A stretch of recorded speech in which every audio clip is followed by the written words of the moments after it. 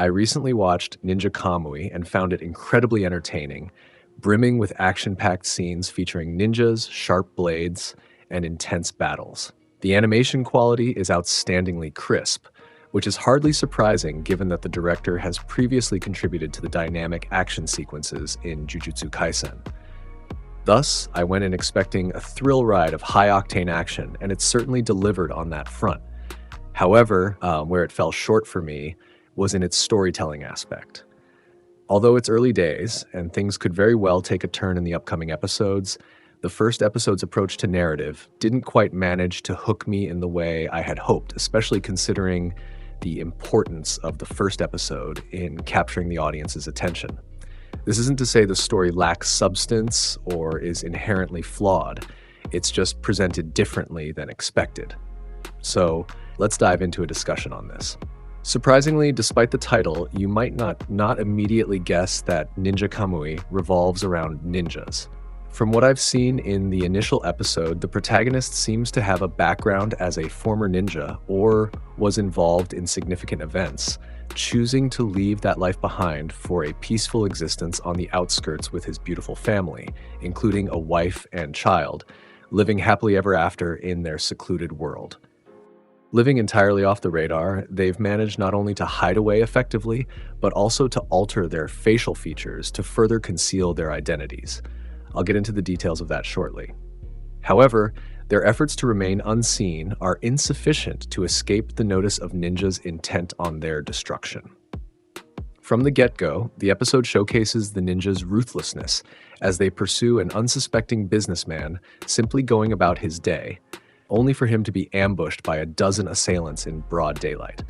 Despite being outnumbered, the businessman puts up an impressive fight, serving as a perfect showcase for the series' stunningly sharp animation and the incredible talent behind it.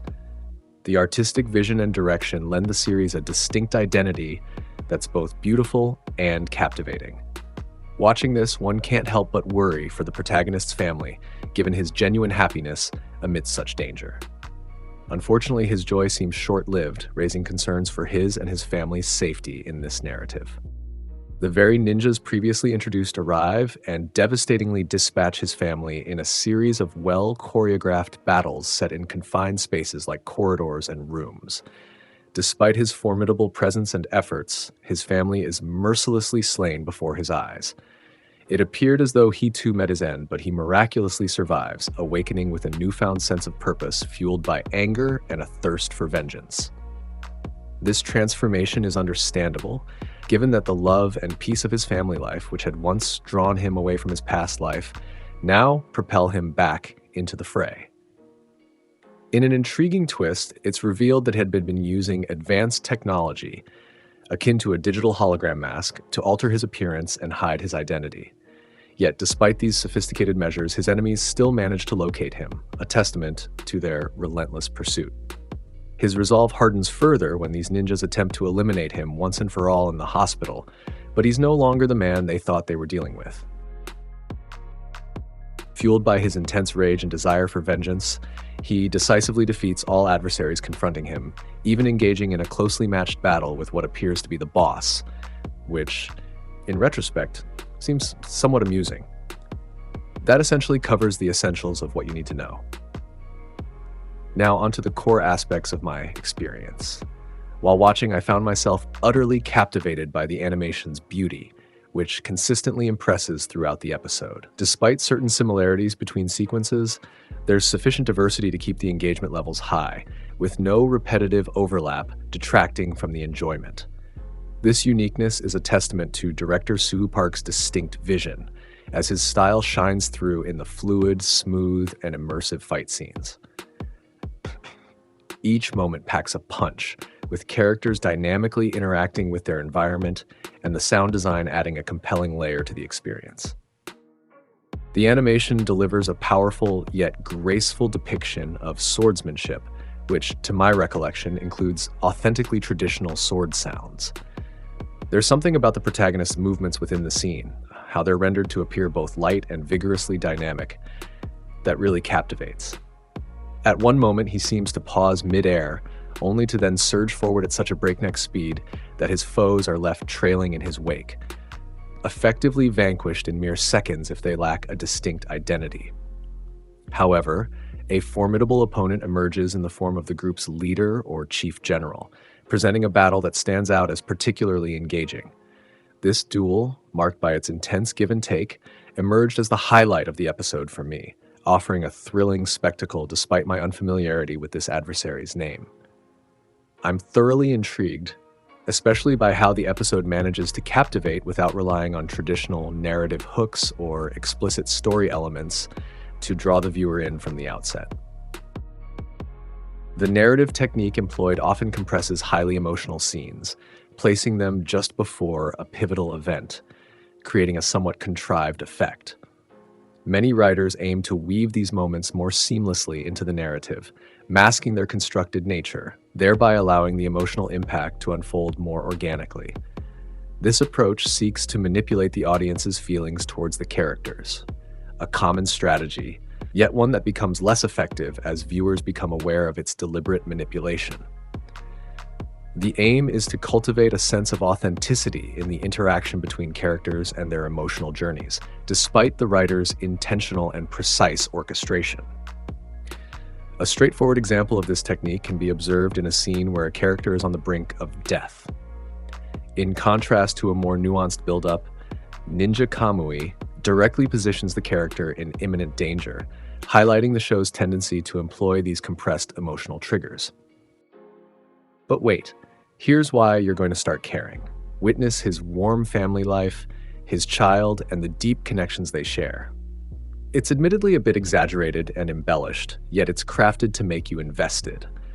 And then there's a hint of the main character's sorrowful past, a struggle that's been ongoing, all of which is compacted into the narrative just before a dire event unfolds.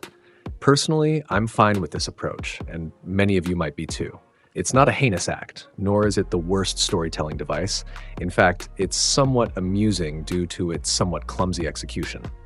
This moment occurring in the very first episode is designed to hook you in, providing a glimpse into the essence of the show and establishing the groundwork for a straightforward tale of vengeance. Revenge, after all, doesn't require an intricate explanation. A wrong is done, the protagonist is impacted, and they are driven to seek retribution. It's as clear-cut as that. Thus, the stage is set for Ninja Kamui. The approach taken thus far raises questions about the future storytelling direction. Does this mean the narrative will be sidelined moving forward? Not necessarily. We simply don't have enough information yet. It's likely that upcoming episodes will delve into the protagonist's background, exploring his origins, his past affiliations, and the reasons behind the ninja's relentless pursuit, especially after he's chosen a secluded family life after years of isolation. However, it's clear that these narrative elements won't dominate the storytelling. Instead, what piques my interest is the sheer volume of action we're expected to see. Considering this is a series with around 10 to 12 episodes, each approximately 20 minutes in length, the promise of incorporating extensive action sequences in every single episode is ambitious, to say the least. I admire the ambition behind this project. Achieving such a feat is no small task. It's going to demand a lot of hard work and dedication from the incredibly skilled team involved. Perhaps this is the reason behind the collaboration of 2 to 3 different studios on this project, diverging from the traditional model where a single Japanese animation studio takes the lead. It's noteworthy that there's involvement from a Western studio alongside another support studio, making it a collaborative effort under the director's guidance. His passion for action and his unique vision for dynamic sequences imbue the project with a distinct flair, which I find quite appealing.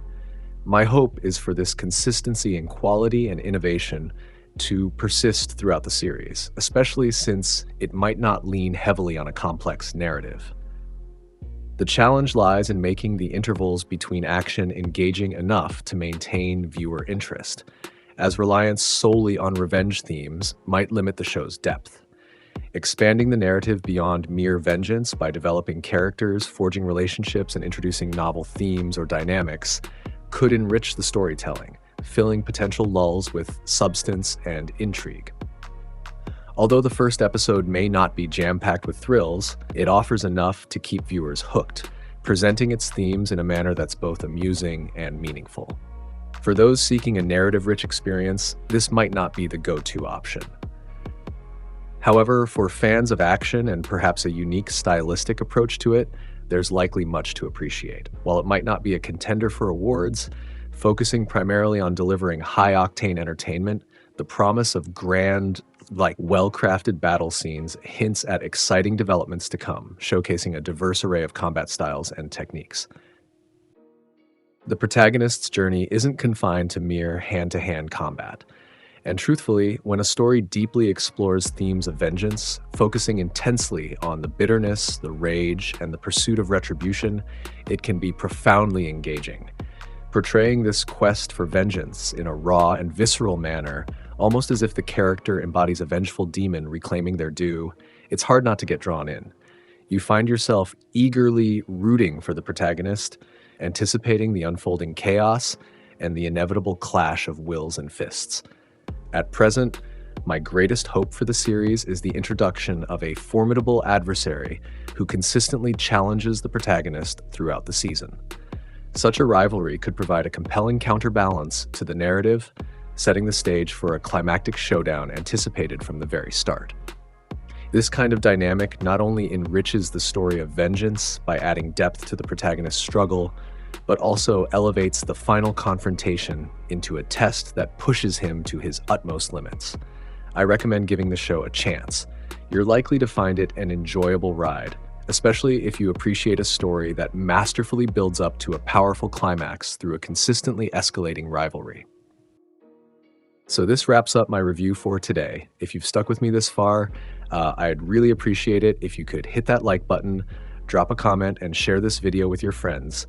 And of course, don't forget to subscribe to our channel for more awesome content like this. With that said, I'm signing off. Take care.